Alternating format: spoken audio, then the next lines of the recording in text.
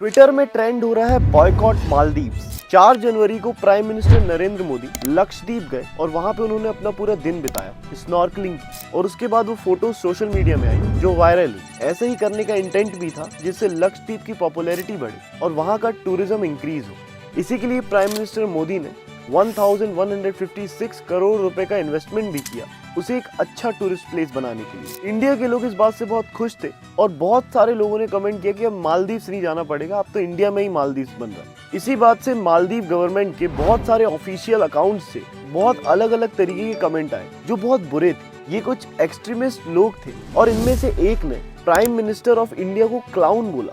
एक और government official जाहिल रमीज ने ट्वीट किया, बढ़िया कदम है पर हमसे मुकाबला करने की बात भ्रामक है। भारत इतना साफ कैसे हो सकता है?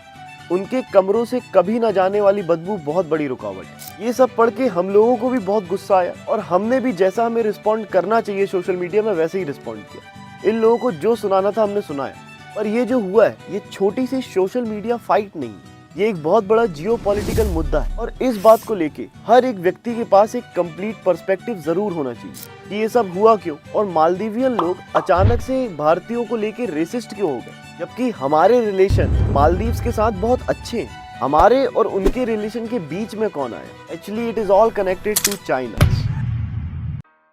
आगे बढ़ने से पहले बता दूं कि इस वीडियो में आपको जो भी बताया जाएगा वो लॉजिकल और फैक्ट बेस्ड है। डिस्क्रिप्शन में आपको सारे फैक्ट्स मिल जाएंगे, आप एक बार चेक जरूर करना। दर्शन प्रोडक्शन का हमेशा से मकसद यही रहा है कि वो आपको वैल्यू प्रोवाइड करे, समाज को इम्प्रूव करे, और इसके लिए हम जो कर सकते हैं कर रहे हैं। आप पुरानी वीडियोस जरूर देखें। इतने सारे बुरे कमेंट सोशल मीडिया में आने के बाद मालदीव्स की गवर्नमेंट ने थोड़ी ही देर बाद साफ साफ बोला, जो भी बातें सोशल मीडिया में आ रही हैं उससे गवर्नमेंट का कोई ताल्लुक नहीं है, वो उनके पर्सनल विचार हैं जो उन्होंने सोशल मीडिया में व्यक्त किए। आगे ऐसा किसी ने भी बयान दिया तो हम जल्द से जल्द कार्रवाई करेंगे। जिन लोगों ने ऐसे गंदे ट्वीट्स किए थे और वो गवर्नमेंट इलेक्टेड बॉडी से थे, उनको तुरंत सस्पेंड कर दिया गया। इसका मतलब वहाँ की गवर्नमेंट खुल के नहीं चाहती कि वहाँ के लोग इंडिया को लेके रेसिस्ट कमेंट करें, पर इसमें भी बहुत सच्चाई है कि अभी जो भी हुआ है इसके पीछे वहाँ की गवर्नमेंट का बहुत बड़ा हाथ है। फिलहाल तो मालदीव्स के हेडलाइन भी भारत के फेवर में है। मालदीव के एक न्यूज चैनल द एडिशन के हिसाब से जैसे ही ये सब हुआ तो मालदीव के लोगों ने उन गवर्नमेंट ऑफिसर्स के खिलाफ कोई कार्यवाही करने की मांग करी। इससे मालदीव के टूरिज्म पे भी बहुत बुरा असर पड़ा और मालदीव्स की छवि पर भी बहुत बुरा असर पड़ा। लेकिन अगर ऐसा सब है तो वहाँ के लोगों के मन में इंडियंस को लेके एक नेगेटिव नैरेटिव क्यों रिवॉल्व कर रहा है? Actually this is the involvement of China. हाँ, यहाँ भी चाइना आ गया, पर इसको समझने के लिए हमको ये समझना बहुत ज़रूरी है कि पिछले कुछ सालों में मालदीव्स में क्या हुआ है। बेसिकली मालदीव्स अपनी पूरी की पूरी हिस्ट्री में प्रो इंडियन पॉलिटिक्स को लेके आया है। वो हमेशा से इंडिया के साथ एक अच्छा रिलेशन बना के रहा है और इसका बहुत इंपॉर्टेंट रीज़न ये है कि मालदीव्स और इंडिया दोनों का इतिहास सेम है। दोनों में पहले ब्रिटिश इंपीरियलिज्म था। मालदीव्स इंडिया के बाद 1965 में इंडिपेंडेंट होता है और उन्हीं के गवर्नमेंट ऑफिशियल्स के हिसाब से इंडिया का इसमें बहुत इंपॉर्टेंट रोल था। और जैसे ही वो इंडिपेंडेंट होता है, पहली कंट्री जो उनको रिकॉग्नाइज करती है एज अ कंट्री वो इंडिया ही थी।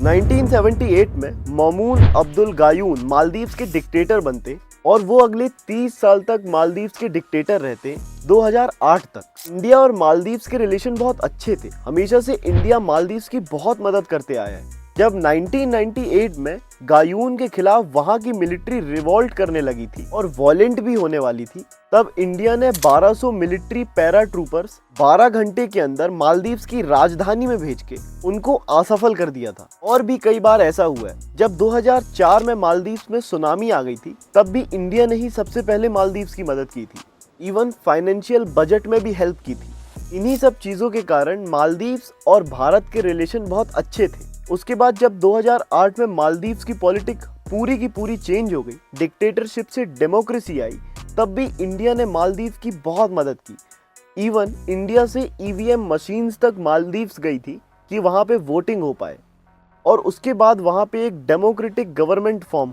इलेक्शन में जीते मोहम्मद नशीद भी इंडिया के साथ मिलकर काम कर रहे थे। नशीद ने 2009 में इंडिया के साथ एक डील करी जिसके हिसाब से इंडिया के 26 कोस्टल रेडार मालदीव के आसपास समुद्र को मॉनिटर करेंगे और इंडियन कोस्ट गार्ड और नेवी मालदीव्स की टेरिटरी को पेट्रोल करने में मदद करेगी। ऐसा नहीं है कि नशीद ने चाइना से बात नहीं करी, उन्होंने चाइना से भी बात करी और वहां पे अपनी एम्बेसी भी बनाई। पर इसमें कोई शक नहीं है कि वो प्रो इंडियन थे, प्रो चाइना नहीं थे। इवन उन्होंने इंडियन कंपनी के साथ मिलकर अपने एयरपोर्ट्स भी डेवलप कराए। उनका कहना था कि the Indian Ocean is Indian Ocean, it is far easier to deal with India than China. हो सकता है अब आप सोच रहे हो कि इंडिया इतनी मदद क्यों कर रहा है मालदीव्स की। खैर, इसके पीछे भी दो सबसे इंपॉर्टेंट रीजंस है। सबसे इंपॉर्टेंट है मालदीव्स की ज्योग्राफिकल लोकेशन। मालदीव्स दुनिया की सबसे बिजी सी लेन में है। यहाँ से इंडिया और चाइना का मोस्टली तेल आता है। इंडिया का 90% ट्रेड यहीं से होता है और 80% ऑयल का ट्रेड यहीं से होता है, इसी रूट से होता है। ये इंडिया के लिए बहुत इंपॉर्टेंट है। इसलिए मालदीव्स में इंडिया अपने मिलिट्री फैसिलिटीज भेज रहा है, जिससे ट्रेड में पायरेट एक्टिविटी को डिफ्यूज कर पाए। मतलब वहां पे अगर कोई टेररिस्ट एक्टिविटी है सी में, तो ट्रेड में कोई दिक्कत ना हो, उसको डिफ्यूज कर पाए, किसी भी तरीके का नुकसान ना हो। और इसी बहाने इंडिया के मिलिट्री ट्रूप्स मालदीव्स में भी पहुंच जाएंगे। जब एक देश के ट्रूप्स अलग अलग देश में रहते हैं तो इस देश का इन्फ्लुएंस पूरी दुनिया में बढ़ता जाता है। ऐसे यूएसए के 80 ट्रूप्स हैं अलग अलग देश में, और लक्षद्वीप के पास भी एक मिलिट्री ट्रूप यूएसए का है। तो इसलिए चाइना को भी यहाँ पे मिलिट्री ट्रूप चाहिए। और जितना इंडिया के लिए मालदीव्स इंपॉर्टेंट है, उतना ही चाइना के लिए भी मालदीव्स इंपॉर्टेंट है, क्योंकि वहाँ का भी 80% ट्रेड वहीं से होता है। और चाइना भी मालदीव्स के साथ वो सब करना चाहता है जो इंडिया कर रहा है। उसके बाद सबसे पहले 2013 से इंडिया और मालदीव्स के बीच में कुछ प्रॉब्लम्स होना शुरू हो गई। नशीद जो प्रेसिडेंट थे, उन्होंने एक जज को गिरफ्तार करने का ऑर्डर दे दिया। जनता इससे बहुत भड़क गई, और जब जनता भड़क गई तो बहुत बड़ा पॉलिटिकल प्रोटेस्ट शुरू हो गया। मालदीव्स के अपोजिशन को ये बहुत अच्छा मौका मिला प्रेसिडेंट नशीद की सरकार गिराने का और अपनी सरकार बनाने का। चाइना ने मालदीव्स के वाइस प्रेसिडेंट से जैसे हाथ ही मिला लिया। नशीद के बाद मालदीव्स के वाइस प्रेसिडेंट वशीद प्रेसिडेंट बन गए, और उसके बाद तो मालदीव्स ने जैसे पूरा रुख ही बदल लिया। वो प्रो इंडिया से प्रो चाइना हो गया। चाइना मालदीव्स की पूरी मदद करने लगा, 500 मिलियन का इन्वेस्टमेंट का वादा किया और 150 मिलियन लोन में तुरंत दिए। और इंडिया के साथ जो उनका एयरपोर्ट का कॉन्ट्रैक्ट था वो भी टूट गया। लेटर ऑन दूसरे प्रेसिडेंट भी आए, प्रेसिडेंट बदले, पर वो सब के सब प्रो चाइना प्रेसिडेंट ही थे। चाइना ने 2013 में अपना मेगा प्रोजेक्ट लॉन्च किया, नेक्स्ट सुपर पावर बनने का, रोड एंड बेल्ट इनिशिएटिव, जिसमें वो दूसरे देशों को लोन देता था, एड्स देता था और इंफ्रास्ट्रक्चरल सपोर्ट प्रोवाइड करता था, जिससे उसका दूसरे देशों में भी इन्फ्लुएंस बढ़ता जाए। चाइना ने सारे के सारे देशों को क्लेम किया कि आपको इससे बहुत फायदा होगा, पर बहुत सारे एक्सपर्ट्स का कहना है कि किसी को कोई फायदा नहीं होगा। बस चाइना जिससे भी टाइप करेगा, जिसको भी लोन देगा, जहां भी अपना इंफ्रास्ट्रक्चर बनाएगा, उस देश में उसका इन्फ्लुएंस बढ़ जाएगा। ऐसे देशों में जिनके साथ चाइना का पहले से रिलेशन है, वहाँ पे वो कुछ ब्रिज वगैरह और इंफ्रास्ट्रक्चर प्रोवाइड कर देता है, जिससे उसका वहाँ पे इन्फ्लुएंस जम जाए। चाइना ने ऐसा पाकिस्तान, नेपाल, मालदीव्स और श्रीलंका जैसे देशों के साथ किया। इसको स्ट्रिंग पर्ल थ्योरी भी कहते हैं। इस थ्योरी के हिसाब से चाइना इंडिया के आसपास के सारे देशों में बहुत अच्छा कब्जा जमाना चाहता है, जिससे इंडिया को वो बहुत अच्छे तरीके से कंट्रोल कर पाए। ट्रेड्स में, मिलिट्री में, हर चीज में इंडिया को दिक्कत हो, और ये इंडिया के लिए बहुत खतरनाक भी है। इसलिए चाइना को मालदीव्स चाहिए। उसने वहां पर भी अपना एक ब्रिज बनवाया, एयरपोर्ट में नया रनवे भी बनवाया। ऐसे ही करके धीरे धीरे चाइना के साथ मालदीव्स का रिलेशन बहुत अच्छा हो गया और दोनों एक बहुत अच्छे एलाई बन गए। फिर भी 2014 में एक वाटर क्राइसिस हुई थी मालदीव्स में। तब इंडिया ने नीर ऑपरेशन लॉन्च किया था और सबसे पहले मालदीव्स की मदद की थी। मालदीव्स में बहुत सारा पीने का पानी पहुंचाया था। पर फिर भी क्योंकि अभी की गवर्नमेंट पुरानी गवर्नमेंट से अलग आइडियोलॉजी की थी, और इसलिए ही वो चुनाव जीती थी, क्योंकि उसकी आइडियोलॉजी अलग थी। इसलिए अभी भी गवर्नमेंट चाइना का मुंह ही देख रही थी। इंडिया के मिलिट्री इक्विपमेंट्स और कुछ 75 ऑफिसर्स मालदीव्स में हैं, और उनका सिर्फ एक ही मकसद है कि आसपास जितनी भी टेरर एक्टिविटी हो रही है उसको डिफ्यूज करना है। क्योंकि ओशियन से बहुत सारा ट्रेड होता है, अगर वहाँ पे टेरर एक्टिविटी होगी तो ट्रेड में प्रॉब्लम होगी। जितने भी समुद्र से मिनरल्स वगैरह सर्च करने के ऑपरेशंस होते, वो सब बेहतर तरीके से हो पाएंगे। पर वहाँ की 2015 की गवर्नमेंट ने ऐसे नैरेटिव्स फैलाए कि इंडिया यहाँ पे अपनी आर्मी भेज रहा है, वो इस देश में कब्जा करना चाहता है, और लोगों को इसलिए इंडिया से थोड़ी नफरत होना शुरू हो गई। ये सब इतना बढ़ गया था कि मालदीव्स इंडिया को उसके हेलीकॉप्टर वापस ले जाने के लिए बोलने लगा, जो इंडिया ने वहां पे रखे थे सिर्फ मॉनिटरिंग के लिए। ये बात इंडिया के लिए बिल्कुल भी अच्छी नहीं थी। पर फिर 2015 में मालदीव्स की सरकार फिर से बदल गई, क्योंकि जब इलेक्शंस हुए तो अपोजिशन पूरी सरकारों ने गठबंधन कर लिया, और अभी जो सरकार थी यामीन सरकार, उसे गिरा दिया। जो नई सरकार थी वो पुरानी सरकार के हिसाब से नहीं चलती। इवन वो अपनी इंडिया फर्स्ट पॉलिसी के बारे में कई बार बहुत खुल के बोलती है। सबसे पहले पूरे के पूरे डिफेंस एग्रीमेंट को अच्छे तरीके से रिन्यू किया जाता है और अब चीज़ें इंडिया के फेवर में आ गई थी। इंडिया ने मालदीव्स को लोन दिया जिससे वो चाइना को दिया हुआ लोन चुका पाए और पूरे तरीके से लग गया मालदीव्स को चाइना से दूर करने में, क्योंकि ये हमारे लिए बहुत ज़्यादा इम्पोर्टेंट था। यामीन मतलब जो पुराना प्रेसिडेंट था, जो प्रो चाइना था, उस पर करप्शन चार्जेस लगे और उसे जेल हो गई 1 साल की। पर इसके बाद कुछ ऐसा हुआ जिसका रिलेशन अभी जो कंट्रोवर्सी हुई उससे बिल्कुल साफ साफ है। फॉर्मर प्रेसिडेंट यामीन के पास एक ही ऑप्शन बचा था, एक्सट्रीमिज्म को यूज करने का, जो बहुत सारे लोग करते हैं जब उनके पास कुछ नहीं बचता। ही लॉन्च्ड इंडिया आउट कैंपेन। ये रेड टी शर्ट पहन के बहुत सारी जगह कैंपेन करते रहे और उसमें लिखा था इंडिया आउट।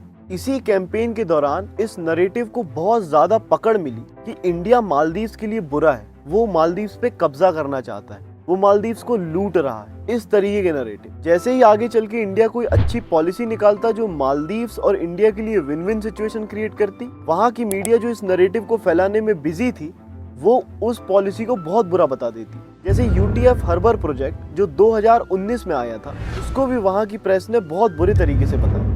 मालदीव्स में ये नैरेटिव इतना फैल गया कि वहाँ के कुछ एक्सट्रीमिस्ट लोगों को गिरफ्तार किया जाने लगा। कुछ तो इंडियन हायर कमीशन में बॉम्ब गिराने की बात कर रहे थे। जब 2021 में मालदीव्स में योगा डे सेलिब्रेट करने का डिसाइड किया गया और ऐसा सोचा गया कि योगा से किसको क्या ही प्रॉब्लम होगी, जब बहुत सारा क्राउड योगा कर रहा था, उसके बीच में ये एक्सट्रीमिस्ट लोग वहाँ पे घुस गए और हंगामा करना शुरू कर दिया।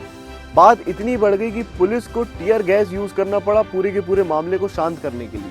फिलहाल की मालदीवियन गवर्नमेंट इंडिया के फेवर में कुछ कुछ स्टेटमेंट्स निकालती रहती है, पर फेक न्यूज वहाँ पे इतनी ज्यादा फैल रही है कि बहुत से लोगों का ब्रेन वॉश होता जा रहा है। पॉलिटिशियंस पावर में आने के लिए उसका यूज कर रहे हैं और बिल्कुल ऐसा ही हुआ और 2023 में वो पावर में आ भी गई। अभी वहाँ पे मोहम्मद मीजू प्रेसिडेंट बन गए, जो इंडिया के लिए बिल्कुल भी अच्छी बात नहीं।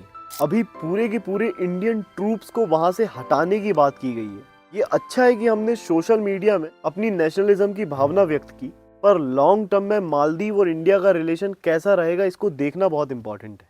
सबने तो बोल दिया कि मालदीव्स मत जाओ, लक्षद्वीप जाओ। बहुत से सेलिब्रिटीज ने ट्वीट किया, अक्षय कुमार, अमिताभ बच्चन, खैर वीरेंद्र सहवाग ने धोखा से बोरा बोरा आइलैंड की फोटो लगा दी। पर अब बोलने बस से कुछ नहीं होगा।